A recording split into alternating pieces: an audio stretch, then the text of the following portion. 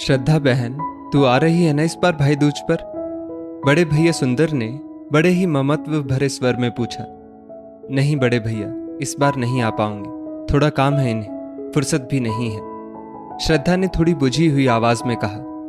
क्यों बहन, तू ऐसा क्यों कह रही है? तू तो जब से शादी हुई है हर बार आती है, एक बार भी ऐसा नहीं हुआ तू ना आए।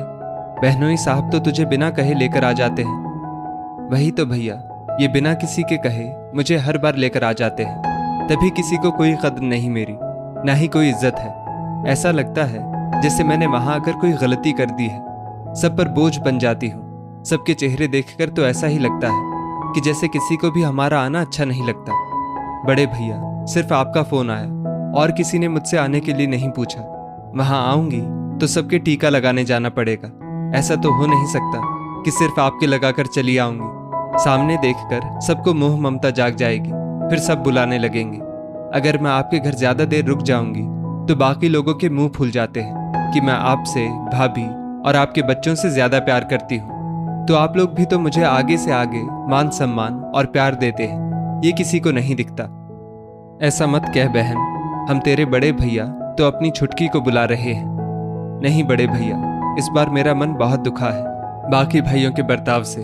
अब मेरा वहां आने का बिल्कुल मन नहीं है। ऐसा करिए ना बड़े भैया, इस बार भाई दूज पर आप भाभी और बच्चों के साथ आ जाइए।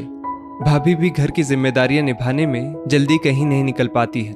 इसी बहाने भाभी और बच्चों का मन भी बदल जाएगा और यहाँ ये डर भी नहीं रहेगा कि मैं आपके घर ज्यादा देर बैठ गई तो बाकी भाई भाभीयों के मुंह बन जाएंगे। जितनी आपके पास आने की खुशी नहीं होती, उससे ज्यादा वहां सबके बने हुए मुंह देखकर कष्ट होता है। वो लोग मुझे ऐसा एहसास करवाते हैं कि मैं सिर्फ लेने के लिए आती हूँ, जबकि मैं सिर्फ आपकी वजह से आती हूँ। बड़े भैया, आप परेशान मत होइए, मुझे आपसे कोई शिकायत नहीं है, लेकिन मुझे अपना आत्मसम्मान बहुत प्यारा है, उसके साथ कोई समझौता नहीं करूंगी। अब जब मुझे वो लोग सम्मान से बुलाएंगे तभी आने के लिए सोचूंगी, वरना मैं अपने घर में भली हूँ। ये श्रद्धा है, 3 भाइयों समय, समर और समर्थ की इकलौती लाडली बहन। तीनों भाई अपनी बहन से बहुत प्यार करते, वो जो मुंह से निकालती तुरंत पूरा हो जाता। माता पिता के सामने तो तीनों भाई भाभी श्रद्धा को पूरा मान सम्मान और प्यार देते। श्रद्धा भी हर रक्षाबंधन, भाई दूज पर खुशी खुशी आ जाती। बहनोई साहब भी बहुत अच्छे हैं, कभी बुलावे का रास्ता नहीं देखते। श्रद्धा मना भी करती, लेकिन वो गाड़ी से साथ लेकर आ ही जाते और 1-2 दिन में वापस भी हो जाते। श्रद्धा कभी भी लेन देन का मुंह नहीं देखती, वो खुद भी सबके लिए गिफ्ट मिठाइयां लेकर आती। इधर माता पिता के गुजरने के बाद वो देख रही थी कि सिर्फ बड़े भैया भाभी के अलावा दोनों भाई भाभी को उसका आना नागवार गुजरता। कोई उसे कभी फोन करके पूछता भी नहीं कि वो आ रही है या नहीं, लेकिन जब पहुंच जाती तो सब बड़ा दिखावा करते और उसे ताने मारते। तुम्हें तो सिर्फ बड़े भैया के परिवार से ही प्यार है। तो वो भी कह देती, उनके घर में मुझे मान सम्मान और प्यार मिलता है, मैं कोई लेन देन की भूखी नहीं हूँ। मैं तो सिर्फ मायके और आप लोगों के मुंह में चली आती हूँ, मैं खुद अपने घर में सुखी संपन्न हूँ। इन्हीं सब कारणों से इस बार श्रद्धा ने भाई दूज पर मायके ना जाने का फैसला किया है और वो देखना चाहती है अगर बड़े भैया के अलावा बाकी दोनों भाइयों को भी उससे प्यार होगा तो वो भी उससे भाई दूज के मौके पर टीका लगवाने जरूर आएंगे। श्रद्धा की बात सुनकर बड़े भैया को भी उसकी बात सही लगी और उन्होंने भी इस बार अपनी पत्नी और बच्चों के साथ श्रद्धा के घर जाने का फैसला किया। उनके परिवार को जाते देख बाकी दोनों भाइयों ने उनसे श्रद्धा के ना आने की वजह पूछी तो सीधे सरल बड़े भैया ने उसके ना आने की पूरी वजह बता दी और उन्हें खूब लताड़ लगाई। तुम लोग अपनी लाडली छुटकी को भूल गए, हम तीनों भाइयों की जान थी हमारी बहन। अब ऐसा क्या हो गया जो तुम लोगों को अपनी ही छुटकी बोझ लगने लगी, जबकि वो तो हम भाइयों की मोह ममता में खिंची चली आती है। सोचो जरा, कल को तुम्हारे बेटे तुम्हारी बेटी के साथ तुम्हारे ना रहने पर ऐसा ही बर्ताव करेंगे तो कैसा लगेगा? वो बेटी है इस घर की और हमारी बहन।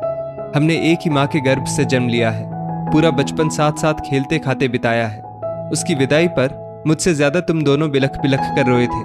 हमारी छुटकी जा रही है, अब हम कैसे रहेंगे उसके बिना? अब उसी बहन का आना अच्छा नहीं लगता तुम्हें और तुम्हारी पत्नियों को। गलती उनकी नहीं है, गलती तुम लोगों की है। जब तुमने सगे भाई होकर अपनी बहन को भुला दिया तो वो क्यों उसे अपना समझेगी? कहते कहते बड़े भैया रोने लगे। दोनों छोटे भाई भी बड़े भैया के गले लगकर रोने लगे। बड़े भैया, हमसे बहुत बड़ी भूल हो गई, हमने अपनी पत्नियों के कहने में आकर अपनी ही छुटकी को पराया कर दिया। हमें माफ कर दीजिए। इस बार हम तीनों भाई दूज पर साथ में अपनी बहन के घर चलेंगे और अपने किए बर्ताव के लिए माफी मांगेंगे और उसे बताएंगे, छुटकी, तेरे भाइयों के दिल और घर के दरवाजे हमेशा तेरे लिए खुले रहेंगे। तू जब चाहे आ सकती है, वो तेरा भी घर है। हमारी बहन हमेशा हमारी रहेगी। हम उसे कभी पराया होने का एहसास नहीं करवाएंगे।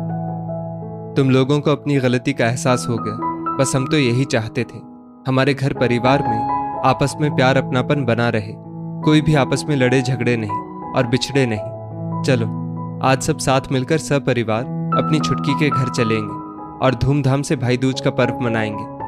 हमेशा हमारी छुटकी ही क्यों आए, इस बार हम सब चलेंगे और अपनी बहन के चेहरे की खुशी देखेंगे। इस बार तीनों भाई सपरिवार अपनी बहन श्रद्धा के घर गए और खुशी खुशी भाई दूज का पर्व धूमधाम से मनाया और बहन से वादा भी किया, अब वो कभी अपनी छुटकी को नजरअंदाज नहीं करेंगे और हमेशा हर मौके पर उसके मान सम्मान का पूरा ध्यान रखेंगे। श्रद्धा भी खुश होकर अपने भाइयों के गले लग गई और अपने मन से उनके प्रति सारी कड़वाहट बाहर निकाल दी।